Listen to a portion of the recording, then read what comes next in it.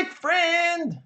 So how's it going today? So we're going to talk about blue ocean strategies again. I'm so excited about this. And today we're going to talk about the 3 steps to your very own blue ocean strategy that you can use to figure out your own blue ocean. All right, so we're going to get into that in a second. But first this, my name is Jean-Serge. I want to help entrepreneurs like you generate residual income from digital course strategies.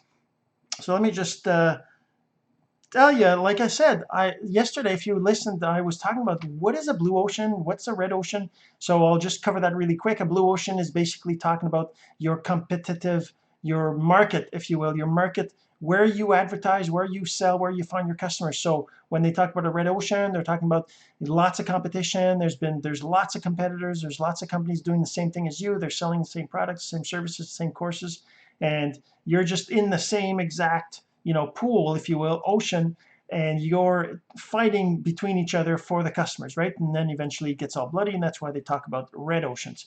The blue ocean is where you are able to have no competition, and you can the customers are there, they're not anywhere else, and they're just there for your product because you figured out how to create a blue ocean. We're going to talk about that, the 3 steps to your very own blue ocean strategy. So first, number 1 is you got to think of your target market. What is your market? What is it that you normally would think, or what anybody else would think is your market? Like for example, if we think, and I'm going to take an example here from the book I'm listening to. He talks a lot about Cirque du Soleil, which is a circus, a company that puts on circuses across the world, right?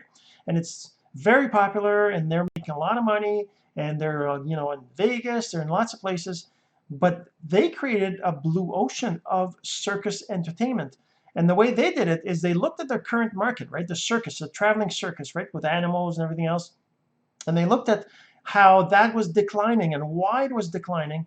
That people didn't like going they didn't, well, more and more people were not okay with the animal being not treated right, and and the cost of circus kept going up because they had to accommodate for that. They had to be more, spend more money on food for their animals, make sure they're more comfortable, the better accommodations, and then traveling, and all that was all very expensive, and they were getting less people to come to the circus, and people weren't willing to spend more. So even if they raised the prices, they weren't going to recover their expenses. And that's why the circus market, the traveling circus, just doesn't really exist anymore, right?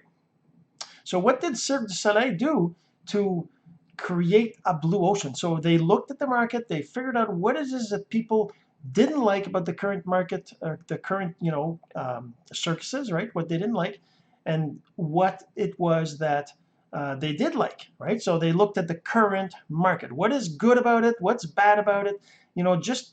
Just brainstorm your market, whatever your market is. If you're trying to sell a course on Facebook strategies, well, look at the current market. How many people out there are selling Facebook strategy courses, and what is it that the people that are buying those courses, what do they like about the courses? What don't they like about the courses? What about, well, yeah, just for a course, and for me, it's obviously I'm building something else, and I might talk about that in a second. Maybe I'll do another episode on that. But okay, so if you're looking at your current market, you brainstorm, what do people like about it? What do people not like about it?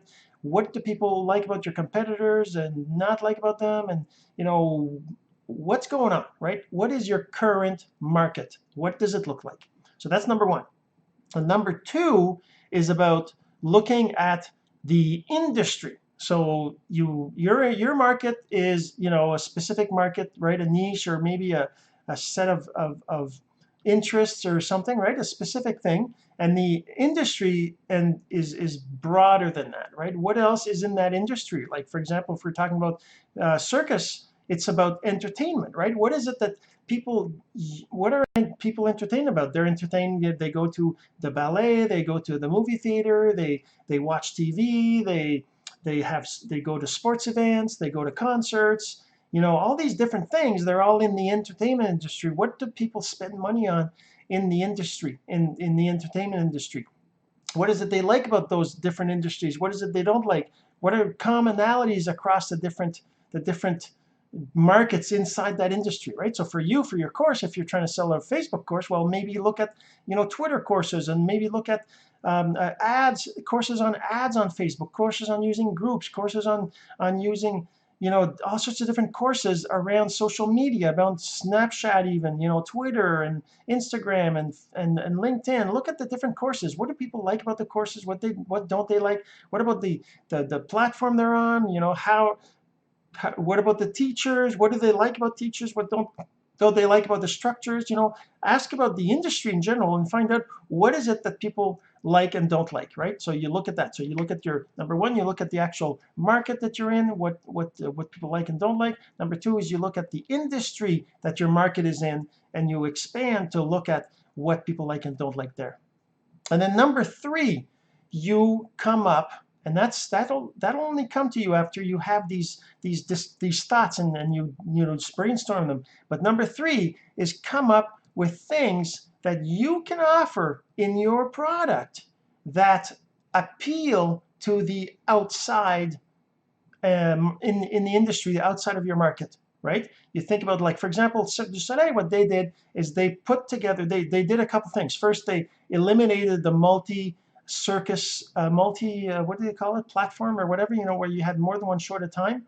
It did a lot of things. Multiple shows meant more entertainers, more expenses to put them on, and plus the people that were in the seats, they were distracted by one show and the other show. They couldn't really watch all the. Whereas so now Cirque du Soleil has a single show. And the other thing they did is they brought in the other, what other things are awesome about the what people like in entertainment. They brought in lots of music, lots of colors, lots of lights.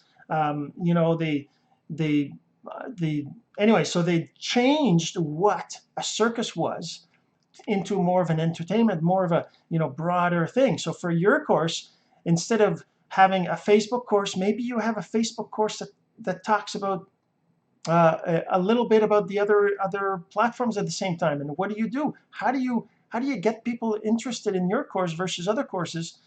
Maybe it's about your message, right? When you talk about your product, I can't really, unfortunately, I can't give you an example right now because I haven't really been thinking about that myself. I'm really just listening to the audio, learning about this, creation of a blue ocean. But that's the basic idea, right? You look at your current target market, what it's about, what are people in there, what do they think, what do they feel.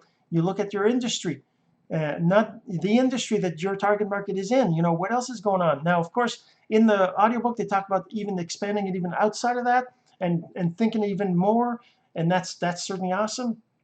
But that's just the first steps, is just thinking about your industry and what else is going on in there, and try to create something that appeals to the people in the industry, not just in your target market.